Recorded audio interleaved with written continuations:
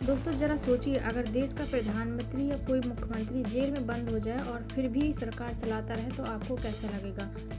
क्या ये लोकतंत्र के लिए खतरा है या जनता के लिए मजबूरी? इसी सवाल का जवाब ढूंढने के लिए सरकार लाई है 130वां संविधान संशोधन विधेयक। लेकिन क्या ये सच में जनता के हितों में या फिर लोकतंत्र पर बड़ा हमला है?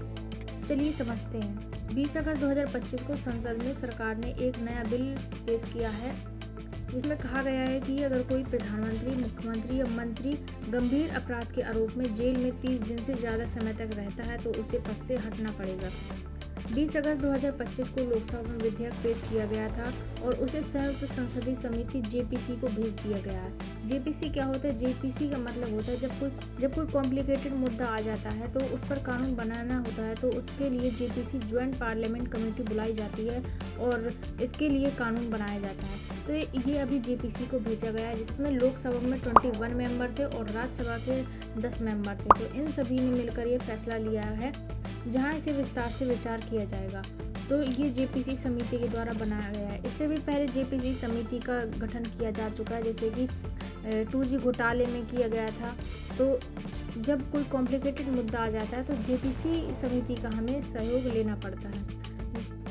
मतलब अब कोई जेल से सरकार नहीं चला पाएगा। सरकार का कहना है कि ये कदम लोकतंत्र और नैतिकता को बचाने के लिए है, लेकिन विपक्ष इसे सुपर इमरजेंसी, हिटलरशाही और लोकतंत्र पर हमला बता रहा है। क्यों नहीं बताएंगे? क्योंकि आपको तो पता ही होगा कि जब किसी एक व्यक्ति के अंदर पावर है और उसकी मेजोरिटी है पार्टी की, तो वो किसी भी व्यक्ति को जेल में डाल सकता है और उस पर झूठे मुकदमे लगवा सकता है, झूठे आरोप लगवा सकता है।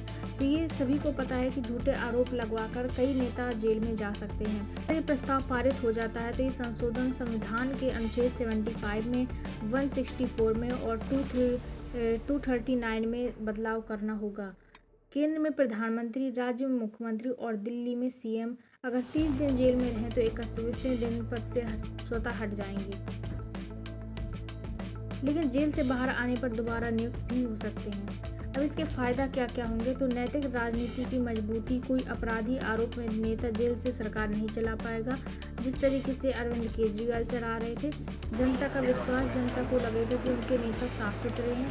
कानून के राज का संदेश। बड़े पद पर बैठा व्यक्ति भी जेल गया तो कुर्सी बचा नहीं सकता। लेकिन इसके नुकसान भी बहुत है। राजनीतिक दुरुपयोग का खतरा। अगर सरकार चाहे तो किसी भी विरोधी नेताओं को फर्जी केस में फंसा सकती है और उन्हें जेल डाल सकती है ताकि उनके हाथ पर कुर्सी बनी रहे। आरोपी तक निर्दोष सिद्धांत का उल्लंघन। अदालत सजा देने से पहले ही नेता की कुर्सी छीन सकती है।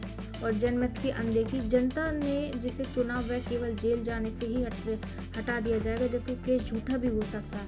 तो ये कुछ लाभ हैं और ये कुछ इसके हानि है। तो ये सवाल यही है कि क्या यह कदम देश को भ्रष्टाचार, अपराध से मुक्त करेगा या फिर लोकतंत्र को कमजोर कर देगा, विरोधी नेताओं को दबाने का नया हथियार बन जाएगा।